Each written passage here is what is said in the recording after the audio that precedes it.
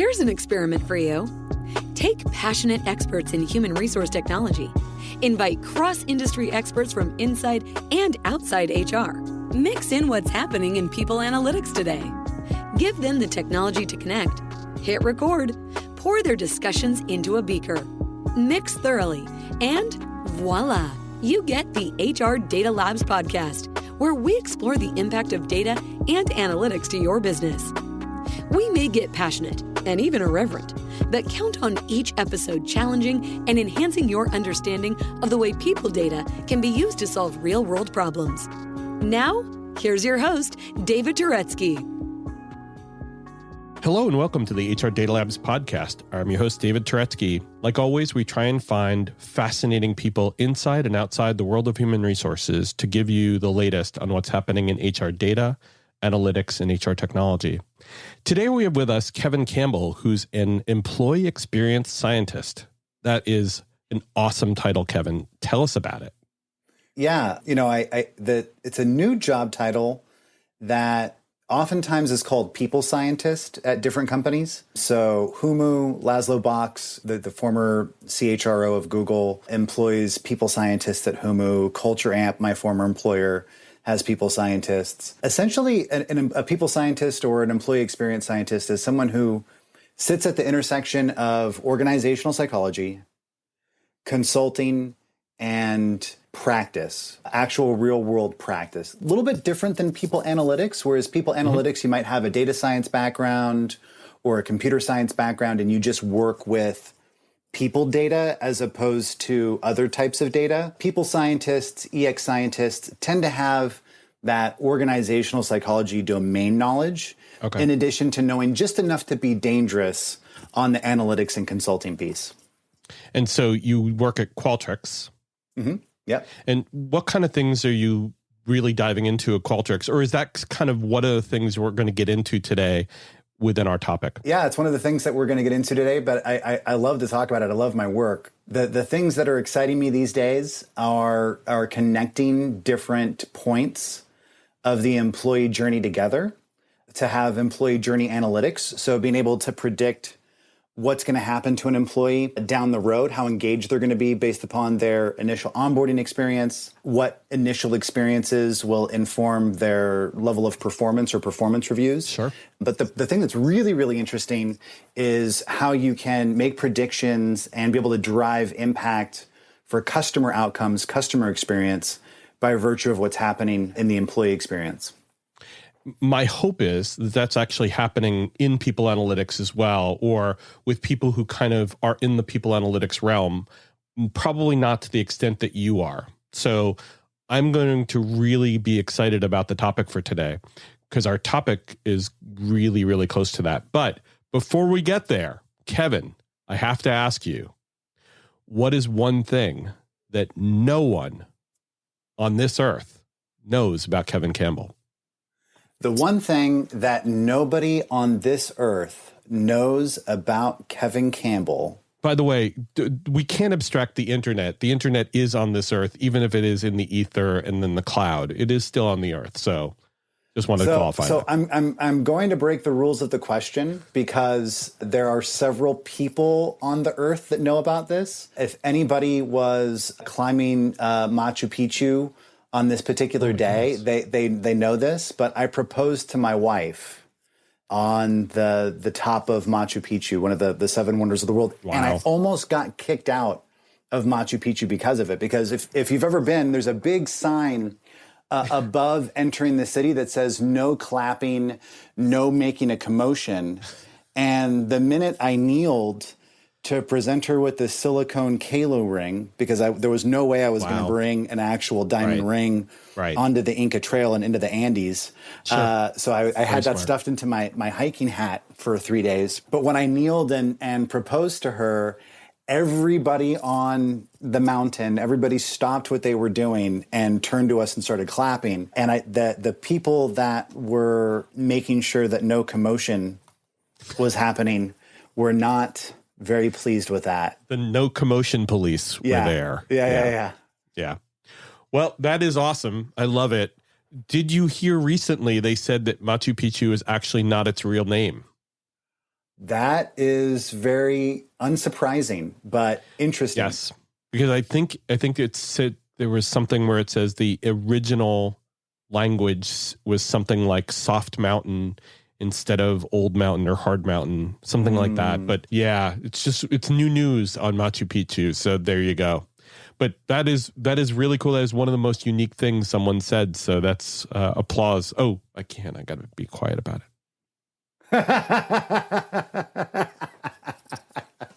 I see what you did there, David. Thank you. So today's topic, Kevin, is, again, near and dear to your heart, of course, but it also strikes a chord with me, which is how do we measure employee experience to drive customer outcomes? And for those people who've listened to the HR Data Labs podcast, we love talking about how we can transition the conversation from being employee-centric to being about the business, and how HR and those of us who work with HR can influence the business outcome. So this is a really cool topic for us. Yeah, it's exciting stuff. It's interesting because we've always known intuitively that these connections exist, and happy employees create happy customers. And there's research, published peer-reviewed research that demonstrates that there's a connection there, but we don't often see it in our organizations, and we don't often pinpoint exactly what needs to be done in order to drive that connection and in order to take action on the connections when we find them.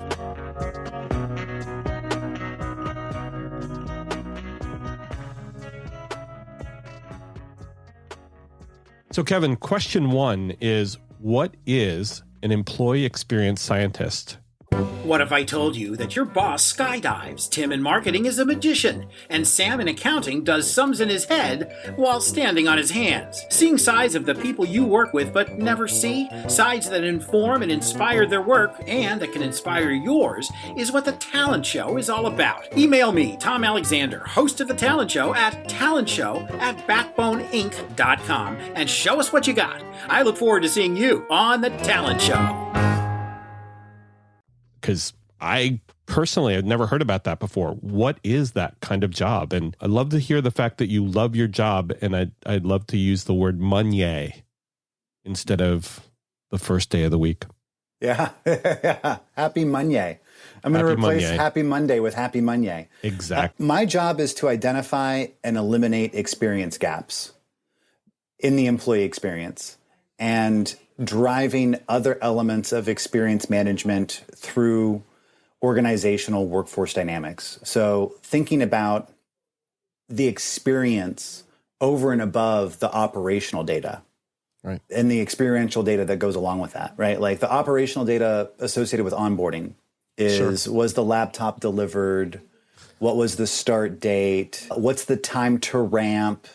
Time to hit quota if it's a salesperson. But then there's the experience of how aggravating or easy or delighted were you with the experience of setting up your laptop for the first time? Did you feel like you were truly enabled and empowered to be able to hit your quota as quickly as possible? Right. And bringing those things together allows you to make decisions and have insights that you wouldn't be able to make with just one or the other.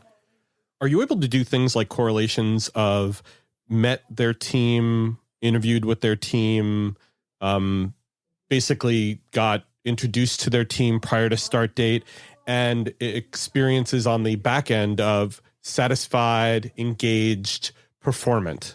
Are you able to do things like that where you're able to actually draw those really simple, obvious correlations, but yet really do it with hard data? It's not always as obvious as you would think, actually. And yes, so a large retailer, this is real recent too, so it's top of mind, wanted to understand what early onboarding experiences lead to greater feelings of belonging, which is a hot topic. Sure. 6 months or a year into a role.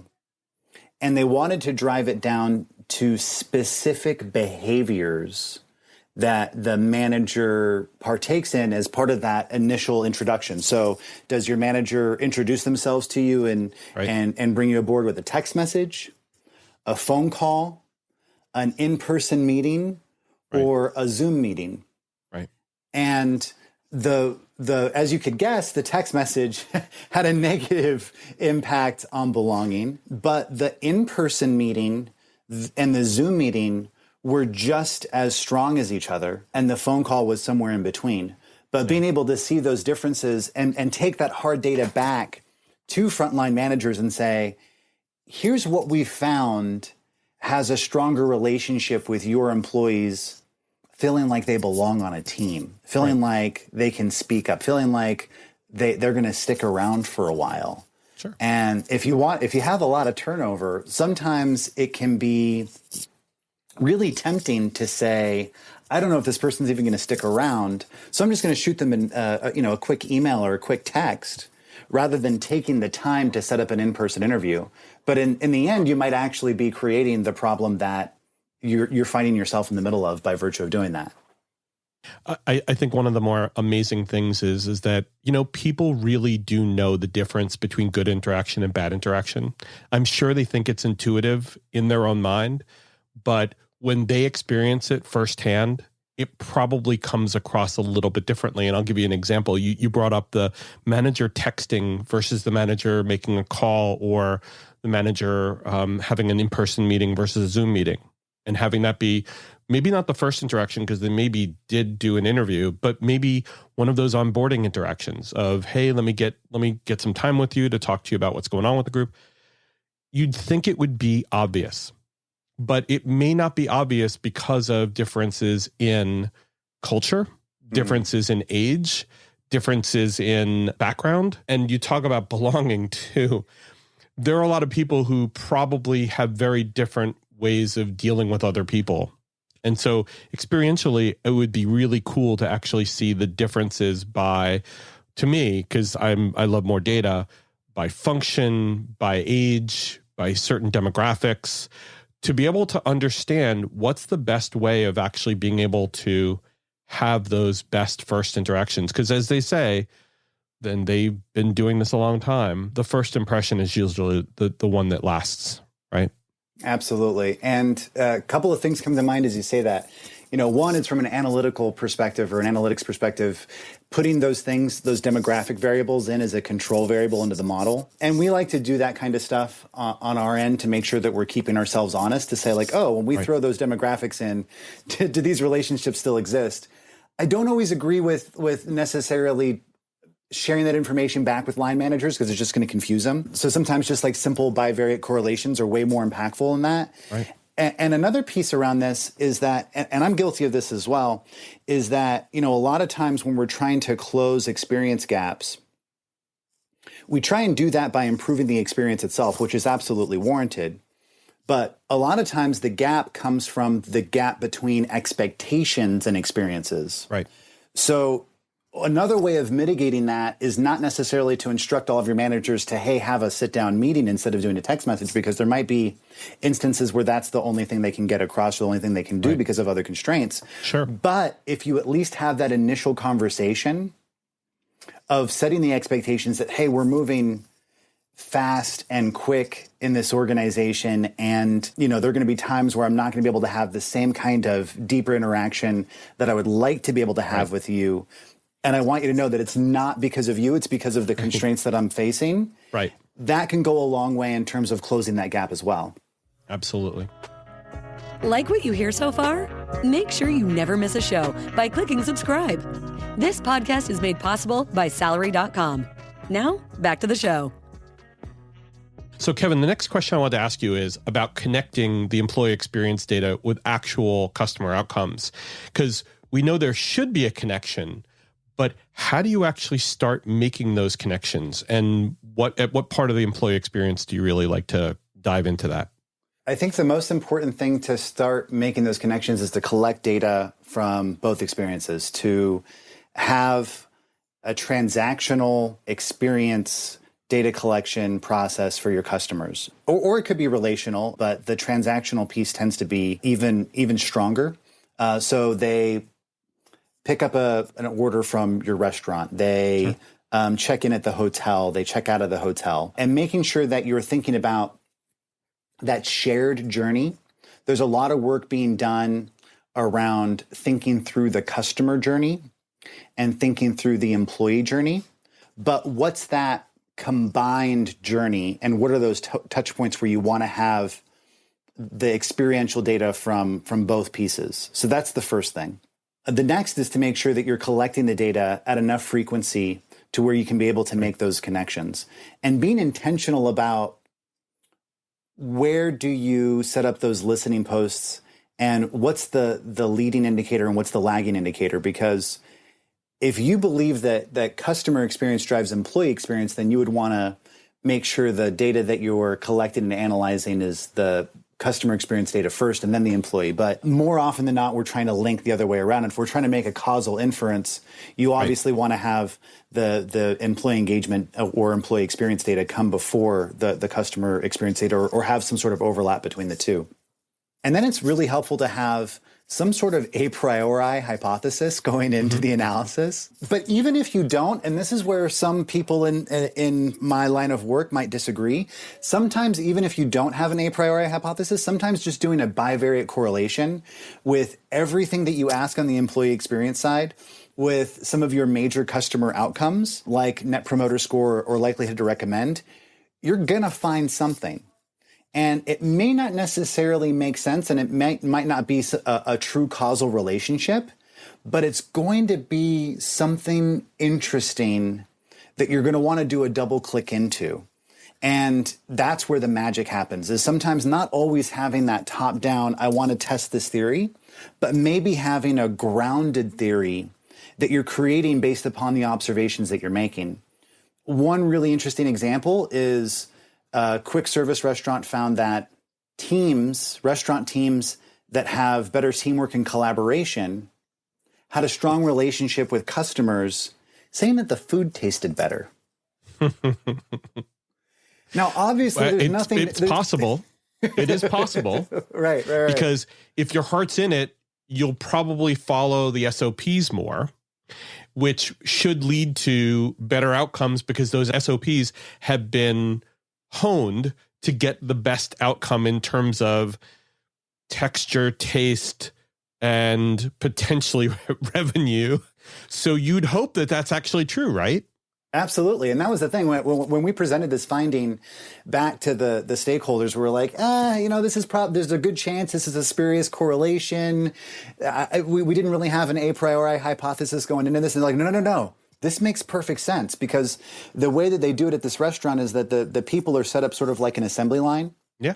And, if someone's making your burrito and they line the beans up just a certain way, and then they line the machaca or whatever it is, and the guacamole, like having that layering so that every bite gives you a little bit of each can make a big difference. Absolutely. Totally agree.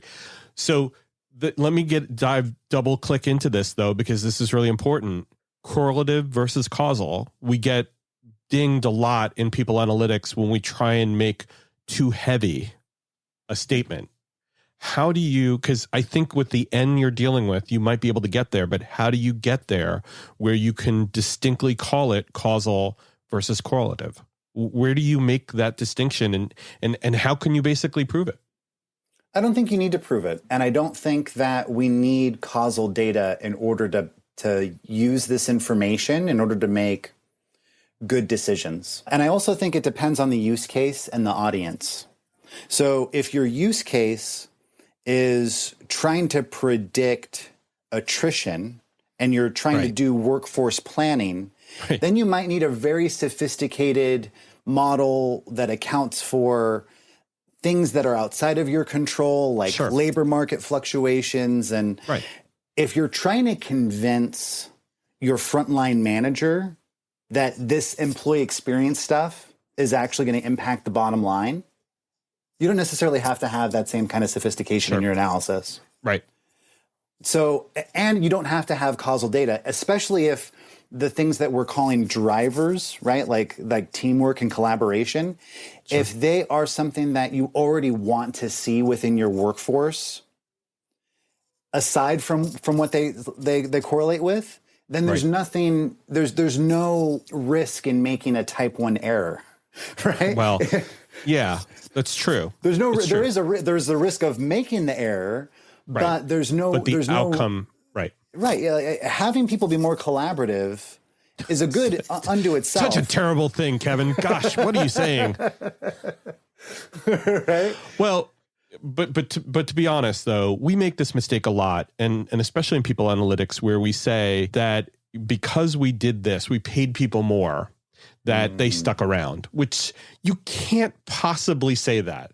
There are so many other factors involved, and to your point, it would be, it's not such a terrible thing if you do that. But the problem is you cannot make that correlation.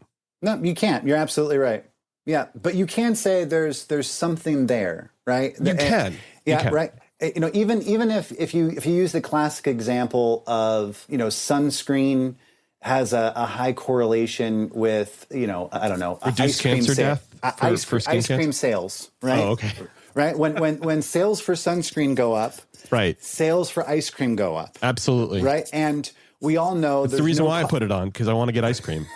there's no causal relationship there. Right. We know that.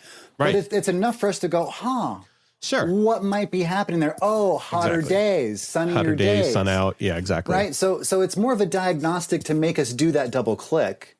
Absolutely. But it's still a delicious correlation. Definitely. but as an ice cream parlor owner, if you see the sunscreen shop owner, not that there is such a thing, but bear with me. If you see that person's increasing sales because maybe they have better analytics and they know that it's going to be a hotter day, you can kind of tag on to what they're doing, right? It's like Absolutely. Yeah. But I want to go back to one thing before we transition to the next question. You had made the statement of not really having a hypothesis. We know as a scientist, you're at least trying to trawl for something. Right. And even if you're trawling for some interesting insight that will come out of the analysis, you have to have some kind of bias going in, right? There's something that you're looking for. There's some kind of pattern you're trying to find. And one of the things that I'm trying to relate to the listeners is that you don't have to be a scientist. You don't have to call yourself a scientist to at least have the investigative mind to say, when I'm looking at this data, I want to drive a story out of it. And that story could either be proven or disproven based on what I find, the facts I find. And that's exactly what you're saying, right? It's not that you have nothing going in. You have a predetermined notion, and that's a story potentially, right? Yeah, the implied hypothesis is what relationship, if any, is there between this employee experience data that I have and this customer experience data that I have? And that's, so in a sense, that's definitely the catch-all hypothesis. And when you frame it that way, you're almost always gonna confirm that one, right? Because there's always some relationship, whether that relationship is the directionality of that relationship, and whether there's a mediating third variable or a bunch of mediating variables, is or a ton of noise that you're getting because you're just regressing way too much stuff. Well, that's a good point too, right? It's like sometimes you can overfit your model, right, by throwing too many things into it, and then you can't even make sense of it anymore. Sometimes the simple bivariate correlation makes way more sense. Classic examples, I was working with a large tech company, and they had a beautiful people analytics department that were made up of folks with an econometrics background from elite universities. And they had an OD person who was very well educated in organizational development, but didn't know the first thing about stats. Sure. And I was showing them a simple bivariate correlation between their current employee engagement drivers and their employee engagement index, and it was these 5 items. The people analytics team took the previous 3 years worth of engagement surveys and they put it into a weighted multiple regression with different coefficients for different weights, and they controlled for things like tenure and gender and a couple other variables. And 4 out of the 5 drivers for both lists were the same. The top 3 were identical. Yeah. So it's like, I mean, was their model more accurate? Absolutely. Yeah. Did the organizational development person understand why they were a little bit different, or what the difference in the analysis was? No, they couldn't explain it. Mine, they could explain. When this number goes up, this number goes up. Right. When this number goes down, this number goes down. And I think there's beauty in that simplicity more than anybody can imagine who's not a stats person. Because what we've failed to do as econometricians a lot of times in the people analytics realm, I'll just say that, is that sometimes the simplest answer is the best answer. And the story you tell from it is more meaningful, because when you start throwing the kitchen sink in and you cause too much correlative problems, you cause too much noise and too much error, you try and make the most elegant thing in the world. It may seem like a BMW, but it actually runs like a jalopy because the results of it fall apart. But you can't even explain it to people, which makes them upset. The jalopy analogy is great, though, right? No, because I was in a meeting, and there was a difference of opinion about whether to use a more sophisticated analysis or use the kind of simpler one. And someone said, "Well, I don't want to sell manual transmission cars in the days of automatics." And I said, you know what? Actually, I think it's the opposite. I think the simpler analysis is the automatic, and the more sophisticated analysis is the manual transmission on a sports car, right? It's the PC that has so much more power that can do all the different things versus the Mac that just works, right? It's the iPhone, you just pull it out and you know how to use it, versus the Android that can do way more cool things. But are we building things and are we approaching things for analytics departments, or are we making solutions for HR leaders and frontline leaders? And I think both. I mean, I know this is a people, HR Data Labs, People Analytics podcast. I want to build tools for people analytics people, and I want to help them because they're way smarter than I am in most instances. But I also want to be the translator between those folks and the frontline leaders and the HR business people to make it actionable and easy. And I think that skill is really key, Kevin. Is being able to explain the really sophisticated stuff to the people who can use it and need it, and then to be able to explain the sophisticated yet automatic to the people who need the automatic, but want to be able to build it into how they work. And they may not have looked at stuff like this before, but now that you've explained it to them, they can now build it into their thinking. Yeah.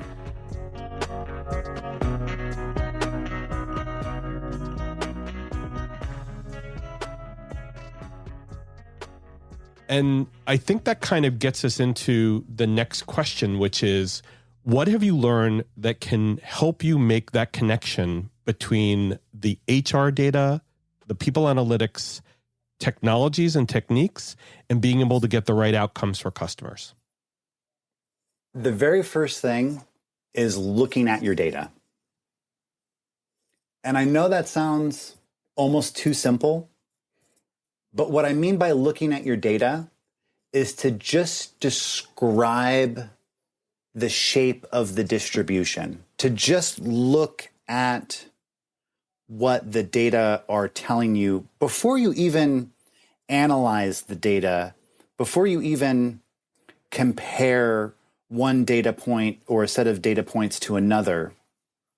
To just say, as an example, if you're running a customer service survey and you're asking people to rate the employee that they interacted with on a 7-point scale, and more than half of those ratings are a 7, you know there's invariance in that data. Sure. Right? Same thing for an employee engagement item. If you know that more than half of your people are giving a 5 out of 5 to "I know what's expected of me at work," you know that there's a significant difference between somebody who gives a 5 on that item and somebody who gives a 4, right? Somebody who gives a strongly agree versus gives an agree. Right. But then when you report the data, you're collapsing the strongly agree and agree into a favorability score. Yeah. When maybe the only connection between that question and the customer outcome doesn't happen until the employee gives a 5 out of 5. right? And you're losing that extra variance. And that's all valuable information, right? That's the difference between a yeah and a heck yeah. And sometimes you only see the connection to business and customer outcomes when people say heck yeah. Mm-hmm. Is that one of the reasons why there's a customer service survey that we both know, which I won't name, but that Net Promoter only Score counts what? Net Promoter Score. Ah! Okay, he went there. All right. Let's do it. Let's get into it. All right. Let's call it what it is. So is that the reason why a Net Promoter Score, we only count the tens, right? I mean, that I have a love-hate relationship with Net Promoter Score. I like to think of it more in terms of what it actually is, which is likelihood to recommend. Yeah. Because who's to say that your 7 is the same as my 7, right? Like, or that your 6, right? And for those of your listeners, I might assume that most of your listeners know this, but Net Promoter Score, they ask folks, and I'm totally mansplaining right now, but ask folks, how likely would you be to recommend our product, service, business to your friends and family on a 0 to 10 scale, with 10 being very likely and 0 being not likely at all? And they take all the 9s and 10s and call them promoters. Right. The 7s and 8s are passives, and 0 suit through 6 is a detractor. But for a lot of people, 6 is a good score. It is. And that's why one of the reasons why I asked it the way I did was because when you talk about the 5s versus the 4s, the gulf does exist and it's huge, but there's a problem with the 5s because there are a lot of people who automatically choose 5 because they just want to get through it. That's true. And you know, there's different ways of being able to account for that. But that's why I'm a big fan of, and we're totally getting into the weeds, but this is the point of geeking out in this way, is that exactly. I'm a huge fan of labeling every scale point. And on Net Promoter, as an example, you're only labeling the extremes. Right.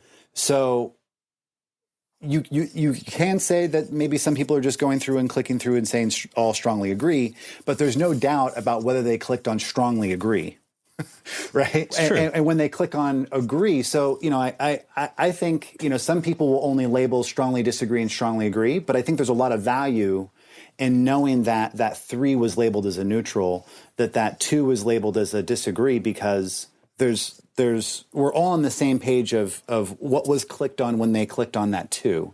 If you don't label that scale point, they might think of anything north of strongly disagree as being somewhat favorable. So it's important to label every one of those scale points so that when we're reporting this data back, we can be in agreement around what's being talked about. But even your example of the 4 versus a 5, and even if 4 is strongly agree and 5 is outstanding, let's just say for argument's sake, the difference between the 4 and the 5 is dramatic, right?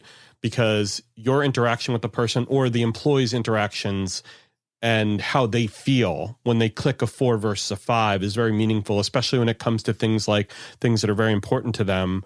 One of which is, you know, does your leader support the vision of the company, or does your leader communicate the goals of the company, right? From an employee attitude or opinion survey, you know, when you look at those 4s versus 5s, there is a dramatic difference. And I think you noted this, right? There's a dramatic difference between that 4 and 5. But yet, to your point, a lot of us kind of will bulk them together because that's where you get the N from. That kind of speaks to the how many or how often were those ratings happening versus the 3, which is just, I'm on the fence, which is really bad when it comes to those kind of outcomes or that question. Yeah, and I think so. That's one of the things that I take issue with NPS is that those neutrals are oftentimes, and the 4s that could go to 5s, those are the folks where you have the best opportunity. Because they're not so disenchanted that they're into an unfavorable place. Right. They're not so cynical in many instances. But it's a lot easier to take a 4 to a 5 or a 3 to a 4 or a 5 than it is to get a 1 to or a 2 to a 3. Right. Right. So I like seeing a lot of passives. I like seeing a lot of neutrals because that's a huge opportunity to move someone into being now a supporter, whereas before they were on the fence. If coached the right way. Because if coached the wrong way, then that leadership gets back the thing that says you had a lot of ones and twos, and then they feel mad, they get depressed, and then they're wondering who they have to fire on that list. And I'm being kind of serious because as a leader and having been given those employee attitude surveys back, and then they give us coaching as to how to deal with them, it's less about trying to change their mind than what you can do and what are the actions you can take to make it happen. But the culture and the feeling of the angst, I guess, of the leader, now that I've been documented as being a 1 or 2, even though it was a very small proportion, how do you deal with that? What do you do? And, does my psychiatrist, can they know those things? Well, I think a lot of it has to do with the way that you think about this data, right? Are you thinking about it like grades on a test, or are you thinking about it like the speedometer on your car, right? Is it an evaluation of your performance, or is it information that you're using to adjust your behavior in order to get the outcome that you're looking for? So I've heard people use the Fitbit analogy, right? So, you're just making you aware of how many steps that you've taken. Right. There's no need to incentivize people to hit their Fitbit steps. Just by virtue of tracking it, the behavior is going to come. So I think both of those things are important, not over-incentivizing people to hit their scores and the way that you talk about the scores. Sometimes even using the word score gives you the wrong impression, right? Absolutely. Sure. So I think we're going to change the title of the episode to "How You Get Ones and Twos to Become Fours and Fives." No, just kidding.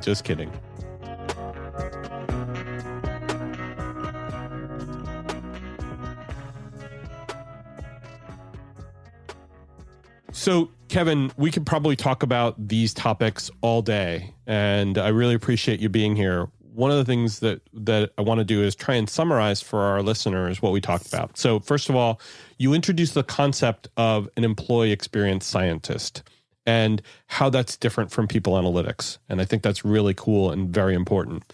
And then we talked a little bit about the experience, how you get EX to be able to show us the correlations and the causal effects of employee experience on customer outcomes. Really cool stuff as well. And then we got into a discussion around NPS, which we probably will we'll rue that, but that's okay. No, we talked a little bit about what people can learn from those measurements and from what you do. And I'm going to have to ask you back, but the one thing I always ask people is there anything else you wanted to tell our listeners before we end today? I think that the big thing to keep in mind is that, humans are full of heuristics and shortcuts and biases. And I don't think that is a bug. I think that's a feature. And the more that we can lean into that as people in HR, as people that work with data, to understand that that's what makes us human. And that's where the magic in experiential data lies, because the quality of that cup of coffee is so much more when you see that Starbucks label on it, not because of the quality of the actual coffee, but because of the quality of the experience that you have. Sure. So, and I don't know if that has anything to do with the rest of what we talked about, but... It doesn't care. It doesn't matter. It's all good. That's a wonderful. It's a really, really cool way of ending, and that's I learned a lot today, and awesome. I really appreciate it. It was a lot of fun. Yeah, appreciate you. So thank you, Kevin, and thank you guys for listening. And if you like the episode, please send it on to people who you think might enjoy it, and please hit subscribe. Thank you very much. Take care, and please stay safe. That was the HR Data Labs podcast. If you liked the episode, please subscribe. And if you know anyone that might like to hear it, please send it their way. Thank you for joining us this week, and stay tuned for our next episode. Stay safe.